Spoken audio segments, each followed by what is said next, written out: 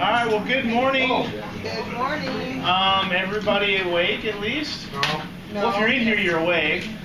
Yeah. Anybody still hungover? No? Okay. I love a good sober group this morning. We don't drink. Anybody sleep more than 1 hour? I did, yes. Anybody sleep less than 2 hours? All right. Well, welcome to the official Obesity Health Cruise. This is not first cruise. This is not our first cruise. This is our second, but it is our first one in a long time, so it kind of feels like the first one. We've got a diverse group of people from all over the place, and at risk of throwing off my video over here, I'll just say this. I'm gonna pick on a few people now. I'll pick on a few people later. Who wants to be interviewed later? Just say, "Ooh, pick me, pick me." All right, you can be interviewed later. Anybody else? Okay, you got 1, 2, and Don already did you, buddy. Let's see. And we'll get you. So there's 3 right there. So it's about a 5-minute interview, and it's great, it's fun, and it'll help people a long way. All right. We have a great lineup for you today. The biggest thing you need to know is that we are on a cruise ship, and you're going to be doing this number here. So, a sunny day, have a good time. Yes, you're not missing anything. You could be losing your money in the casino, or you could be getting a sunburn or something. So you're in the right place today. Want to thank Kim for putting this together. Let's give Kim a big hand. I want to thank our speakers that are here. I'll just name them all in succession here. We have Connie Connie in the back. Sorry, I'm going with you last. Sorry. We have Connie in the back. She's going to be speaking in a little bit, and Connie is going to be speaking after Colleen. This is Colleen over here on the right. Say hi to Colleen. Oh, well, that was mine. I'm sorry about that. My other right. And then me. I'm going to be speaking later today, and I won't probe on my talk because I don't want to steal Colleen's thunder. Let me read this to you because there's some good information here. Colleen Cook is a successful weight loss surgery patient since 1995. Do the math. That's crazy long ago. She's the president of Bariatric Support Centers International, a company that provides education and support services for weight loss surgery patients and the professionals who serve them. She's also the founder and former chair of the National Support Group Network and Integrated Health Committee of the American Society of Bariatric and Metabolic Surgery. Colleen has served on the National Advisory Board for the Walk from Obesity. In 2009, she was named the Bariatric Professional of the Year by the Bariatric Care Network, headquartered in Atlanta, Georgia. She currently serves on the membership committee of the Obesity Action Coalition, or the OAC for short. Colleen is sought after to be a speaker for both bariatric patient events and professional conferences. She's the former host of a radio show, Obesity's Surgical Solution. She's the author and internationally acclaimed bariatric bestseller, The Success Habits of Weight Loss Surgery Patients, and it's in book form. And she has here a note for me to tell you that there's been new research. It's actually in its 3rd edition, and the 3rd edition comes out in May of this year. The Success Habits resources are used in bariatric facilities throughout the world, helping patients learn to live with these important principles and have a lifetime of success. I've known Colleen for years. She's always done exactly everything it says on this page. I've never seen her walk outside the lines of what this page says. So without further ado, Colleen Cook. Thank you. Okay, this might be a first, I know, because what happens on the ship stays on the ship. Oh, so okay. whatever I eat or whatever I do is not going to be on this page. All right. Actually, whatever you do ends up on YouTube. Oh, great. You know what happens to those people who break the code. I was an adorable little baby, all roly-poly. I was a cute little girl, kind of chubby, little chubby. Then I was a teenager. They called me pleasingly plump. And then I grew up and had a few children, and then they referred to me as that, the heavy-set woman. And then one day, I forever remember, about 35 years old, a man identified me in a very crowded room by pointing across the room and saying, "She's over there, that fat lady." Throughout my life, I have been described as who I am, comma, some kind of remark about my weight. Can you relate to that? Described that way. But you know what? As weight loss surgery patients, those of us who have struggled with the effects of the disease of obesity have developed remarkable skills, wonderful things through those years that we were struggling. You know, I remember hearing a psychologist talk about, he did a study of weight loss surgery patients and how that as we maybe sometimes through our lives have maybe overcompensated through those years of being the jolly good fellow or the funny one or the sweet lady or the whatever, and we have developed some really wonderful, wonderful skills. I wrote an article not too long ago entitled, "I am not my weight." You feel that? And yet sometimes maybe we kind of are. You know, you get on the scales and you think, oh, good day. Well, not such a good day. Oh, good day. Not such a good day. All related to that somehow in here. But I just share with you, and I want you to consider that you are absolutely a magnificent human being, just as you sit right here. I want you to think about your eyes. How many of you have looked in the mirror and seen how your pupils dilate? I mean, better than any possible camera that they could ever buy, ever. Your eyes, being able to respond to the light and the intricacies of everything that we see, and it's recorded in the brain. No cameras, no batteries, no cords, just all in and of itself. Think about your ears. Inside of our ears, just a little marble, just this big, is the world's best recording device. Again, no cameras, no batteries. It records everything that is needed to perceive sound in all of its detail, just right in your ear. The human heart, think about your heart that beats over 100,000 times per day, 36 million times a year, and it just keeps on beating and going and going and going.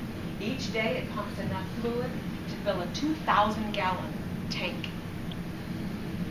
Lifting a 150-pound man to the top of the Empire State Building while only consuming 4 watts of energy. That's less than a little light bulb. Can you imagine?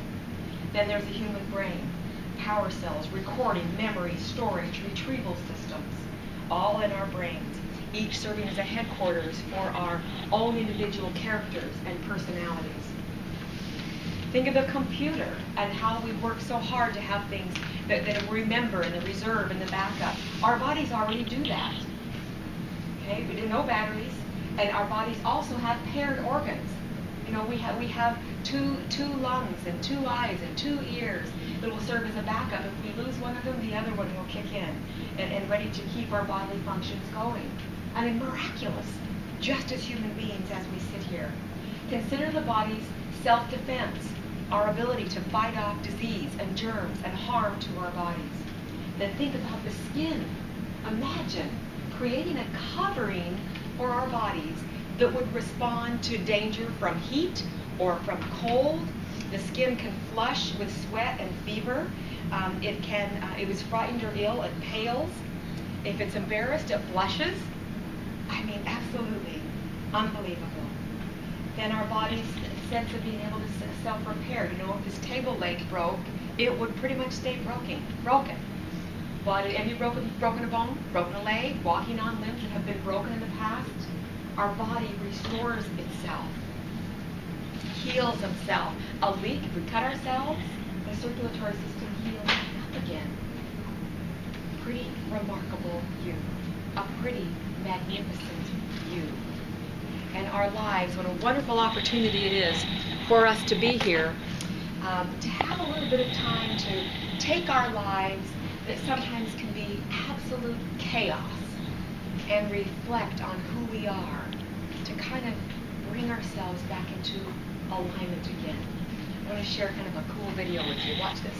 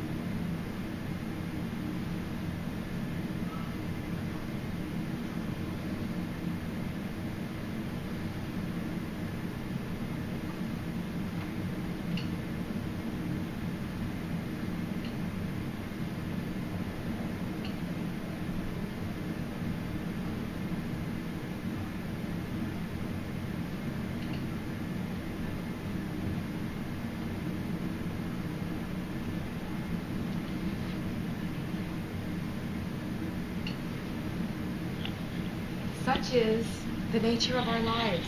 Isn't that cool? I mean, sometimes it seems our lives are just out of control, crazy busy, ridiculous, over the top. But yet something in here speaks to us of a purpose, an intent, a rhythm, a balance. And there isn't a more perfect place to get a handle on that than a cruise. Look at us here. I mean, how wonderful out this week. We are so fortunate to be able to be here. And my hope is that you'll take some time to kind of realign a little bit, to get your place. After losing lots of weight, it's kind of strange where we end up. 7 months out, yes? And here we are. Yeah. Okay? A couple of years out, many of you for a long, long time. But important for us to stop and take stock of where we're at and kind of realign and refine again that rhythm for our future. One of my favorite stories is about is from Greek mythology. Is a woman named Cassandra. Now, Cassandra was a beautiful mortal woman, and the god Apollo fell in love with her, but she couldn't stand Cassandra. She couldn't stand Apollo. And so Apollo said, you know what, Cassandra, I would like to marry you. And if you will marry me, I will give you a gift, the gift of prophecy, whereby you will be able to see the future as clearly as you can see the past.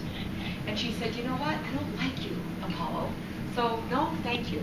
And then she went back and she started thinking about it, just looking, she thought, you know, well, that's a pretty good gift, really. You know, and, well, he is a god. I mean, how bad can it be? So she went back to Apollo and said, Apollo, okay, I will consent to marry you. And as soon as she consented to marry Apollo, he bestowed upon her a gift, the gift of prophecy. And immediately she could see her future as clearly as she could see her past. Way cool. Except the first thing that she saw was it was very clear to her that she did not want Apollo in it. So she went back to him. And she said, Apollo, you know what? I'm going to exercise another gift that the gods have given to women. That's, you know, the right to change my mind. I'm not going to marry you. But you know what? You're a god, and you have bestowed upon me this gift. And because you have, you cannot take it back. And Apollo said, well, you're right. You're right, Cassandra. I cannot take it back, but I can add something to it. So I will make it so that, yes, you will continue to be able to see all the future before you, as clearly as you can see your past. But I'm going to make it so that no one will believe you. And that is known as the curse of Apollo on Cassandra. And they say that from that day until this, that Cassandra can see our futures. But because of the curse of Apollo, we cannot hear her voice. Isn't that something? So think about it. Think of it. Do you suppose if you could know what the future would bring in your life, would you want to? No. Would you want to know? Would you want to know? In a place where you think, oh, if I'd only known, I would have done this differently. Okay, think about that. You know, there's a story from a play that's one of my favorites. And a woman would come to a point in her life where she's thinking, you know what, here I am. And she's thinking through these decisions she made that brought her where she was. And she said, you know, I chose right. I felt it all along. Had I known what would happen, I might have chosen wrong. Is that why God keeps us guessing? Is our ignorance protection? Is it really just a blessing in disguise? Could you celebrate a birthday knowing life would soon be past you? Could you spend the sweat to build the house you knew would not outlast you? Could you bear to love the children who would die before their season? We miss so much of happiness that maybe that's the reason not to know.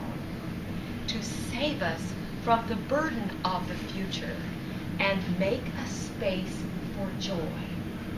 To make a space for joy. Now, make a space for joy. That line, when I heard this story so many years ago, I thought, make a space. And if you think about it, we need to make space for joy. As weight loss surgery patients, we come into this weight loss surgery, no matter how many years it has been, dragging a bag full of junk with us. stuff in our lives, hurts, pains, memories, things that work, things that didn't work, inconsistencies, things about our self-esteem, and we drag all this behind us, our beliefs, our behaviors, and our belongings sometimes. Sometimes our stuff stops us dead in our tracks. Sometimes our stuff keeps us off balance from where we want to be and need to be in our individual lives. Sometimes our stuff is ready to be gone from our lives, but we just can't seem to let go. Now, I wanted to talk a little bit about the stuff. I wanted to do this presentation first, so that my hope is that you'll give some thought to the things that we talk about, and the beliefs, the behaviors, and the belongings that you have in your life that you need to let go of to make a space for joy. Let's start letting go. First of all, our beliefs. Many years ago, do you guys remember the show Chicago Hope from forever ago? Remember, it was good. And this, I swear, this was the first time anybody on live TV ever said gastric bypass. And going, whoa, whoa, whoa, whoa. This, a man had come into the emergency room, big, heavy fellow that had some kind of a home remedy diet or something that he'd done. Made himself very, very sick. Had to pump his stomach, save his life. It was a bad thing. So after he, was recuperating, the doctor came in and said, that was pretty bad, what you did, to lose weight. And I would surely recommend my colleague, Dr. Blah, blah, blah, gave him the card and said, please consider a gastric bypass. Please give some thought to that. And he said, oh, I would never do that. Oh, I would never do that. I've never cut myself up like that. And the doctor, it just wouldn't work for me anyway. And then he said, you know what? You're not afraid that it wouldn't work for you. What you're afraid of is that it would work for you. And he said, oh, that's ridiculous. And off he went. So he left and went home. And a couple of months later, he came back into this show, of course. Came back into the doctor's office and said, I was wondering if I could have that card again of your friend that does gastric bypass, because I've been thinking about it. And I realized that you're right. I am not afraid to fail. I am afraid to succeed. My entire life, I have blamed everything on my weight. Everything that was wrong with me, I never dated or anything. It was because I was too big. I didn't ever do sports because I was just a couch potato. I didn't ever dress up nice because I didn't make nice clothes in my size. Everything in my life that was out of sync with the way he wanted it to be, he was afraid would be in sync if he succeeded. And then what would he blame all of his failures on? What would he blame all of his failures on? We do see weight loss surgery patients that, man, we're going to get that goal, and we lose, and we get to a point, and it's a little scary when you get closer. When we start feeling cold a little bit, you remember that, can't get warm, okay? People are looking at you differently. There used to be brick walls in front of you, and now they're open doors. People are getting promotions, getting opportunities. People are winking at them, opening doors. Whole different ballgame, and that can be a scary place to be. Sometimes we see people stop short when they get to that fearful place and put on a few more pounds to keep them right where they feel more comfortable. So I want you to give this some thought. What beliefs do you need to let go of? Okay, we're going to do exercise here in a minute. Next, behaviors. My son, wonderful, tall, blonde hair, blue-eyed, handsome, great guy. He's 30 years old now. Quite blonde, really. But a couple years ago, we were wakeboarding. We like to water ski and do boating and stuff. And he, without a helmet, he kept trying to do a wakeboard flip or something. And he kept crashing and crashing and crashing and crashing, and no helmet, but kept crashing again. He'd do it again. He'd fall and he'd smack it. Finally, he hit hard enough that he came up to the boat and said, I'm not well. And I thought, yeah, okay. So come on, get in. So he got in, and his head was just hurting, just pounding. And so he said, I'm okay, I'm okay, I'm okay. That was our last day. We were getting ready to go. And I said, Craig, if you still don't feel well by the end of tomorrow, when you get home, you need to call the doctor because you could have a concussion. That's, oh, I'm fine, I'm fine. So next day we get home, all settled. His wife calls and says, Colleen, we're at the doctor. Craig decided to come in because his head's still a problem. Okay, great. So I get there to the doctor. They were just coming out. They'd been in to see the doctor, and he came out. And I said, well, tell me, what went on in there? What did you say? What did the doctor say? I'm sorry, go on trying to stay next to me. What did he say? And he said, well, I explained to him what happened. Of course, he cheered on me about not having a helmet. I explained to him what happened, and then I explained to him that it hurt worse every time I did it. I said, you said that? You said that to the doctor? It hurt worse every time I did it. Huh. Durr. As I said, he's a blonde boy. And he said that, oh dear. Okay, think about that. It hurt worse every time I did it. Every time I eat that, I get sick. Every time I don't exercise, I gain weight. Every time I do this, do that, do this, we know we're going to get this result. What behaviors do you have that you need to let go of? There were things in our lives that used to serve us very, very well, but they don't serve us anymore. I believe that we are where we are right now because we have chosen to be so. Our lives have been serving us in some way, or else we would have made a change. And unless and until the payoff for change is greater than how we're currently being served right now, there will be no lasting change. Good time during this week to take a look at some of these behaviors that just aren't working for us at all. It's been a couple of years now, and I walked out of my office to go to the restroom. And I walked out, and there in the hall was a peanut M&M. In my mind, protein, little protein, loads of protein. And so I picked it up, and I went into the ladies' restroom, and I went like this, and I went to put it in my mouth, and I saw my reflection as I put this M&M, and I thought, wait a minute, what am I doing? I am getting ready to eat food off the floor. And I thought, not going to do it. And I took this peanut M&M, and to this day, it is on my credenza in my office. I am better than eating food off the floor. Okay? Each of you kind of have those little things in your life, too. I have 5 of them now, because I don't know. A couple of weeks later, there was one in the elevator. Oh, look, peanut M&M. Picked it right up. No. Took it back, set on my credenza. Out in a parking lot on some trip somewhere. Oh, look, there's M&M. Picked it up. I mean, it's just like taunting me, So I have at least four M&Ms on my dresser. On my credenza in the office that remind me of that moment when I saw myself in the mirror and said, I am better than this. That was a behavior that was not serving me well. Okay, that's one more story. We were in Salt Lake City where I had my surgery in 1995. I had an open gastric bypass with a group of doctors who had been doing surgery since the late 1970s. It had 7,000 cases at that point. Just unprecedented numbers in the bariatric community. And so worked with those doctors for quite a number of years. And we were at a Christmas party at one of their, big cabins up in the mountains. And the staff was kind enough to have they had like mud pie for dessert. It's like, wow. So they had a diet whipped cream pie kind of thing that was for those that were patients or dieting or something. Now, I don't like whipped cream. Don't like it, like the texture, the taste, and don't care for whipped cream at all.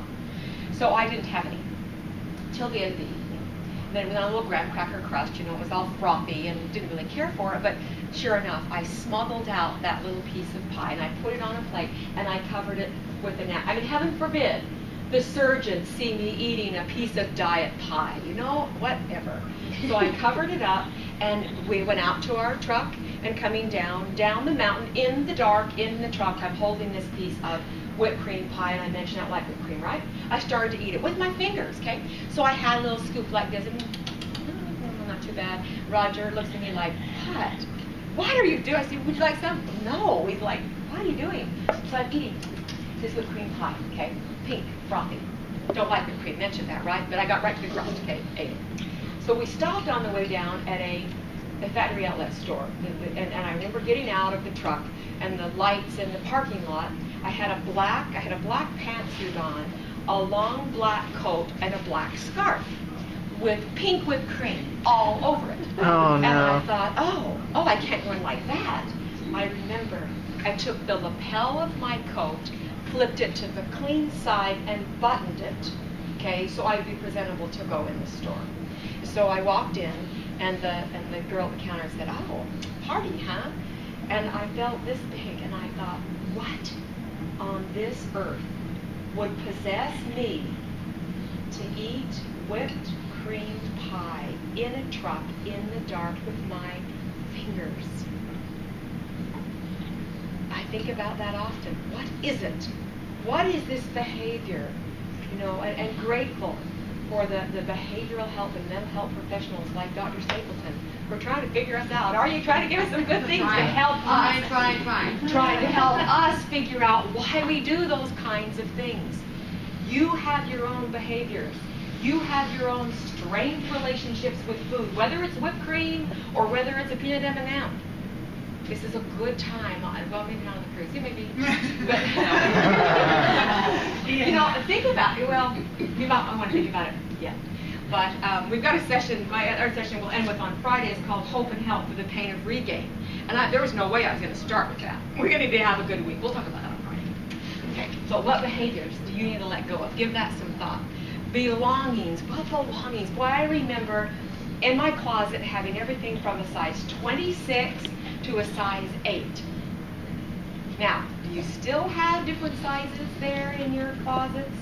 You know, I kept one pair of pants, the rest I pitched, okay? So think about that. Sometimes we keep those things in there because maybe, you know, maybe, okay? I still have maybe a couple of sizes. But there's a story told of Caesar when he went in to take over Great Britain. He landed all of his ships, unloaded all of the men, unloaded all of the men and all the equipment and all the supplies to take over, okay? And then during the middle of the night, they set up camp. In the middle of the night, Caesar sent a couple of his men back out to burn the ships on which they'd come, alleviating any possible sign of possibility for retreat. No more. They were gone. Forward was it.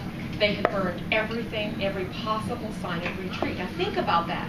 Have you burned those bridges that got you where you, have you decarved your house? Have you gotten rid of those clothes? Have you gotten rid of those belongings that remind you of where you were? Okay? We're going to go through an exercise in a second to think about that. What belongings do you have? If you have in your garage a dot matrix printer, guys, it's got to go.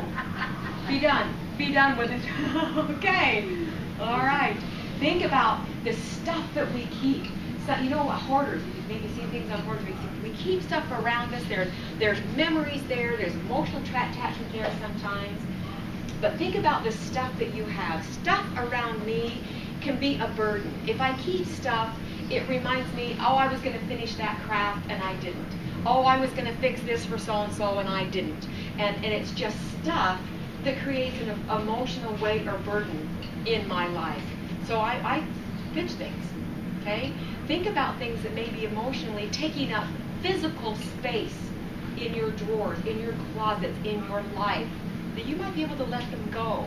I gave this presentation in a different setting. It wasn't a weight loss group, but a few months later, one of the gals called me and she said, I finally did it. I finally got rid of all of my mother's clothes and belongings.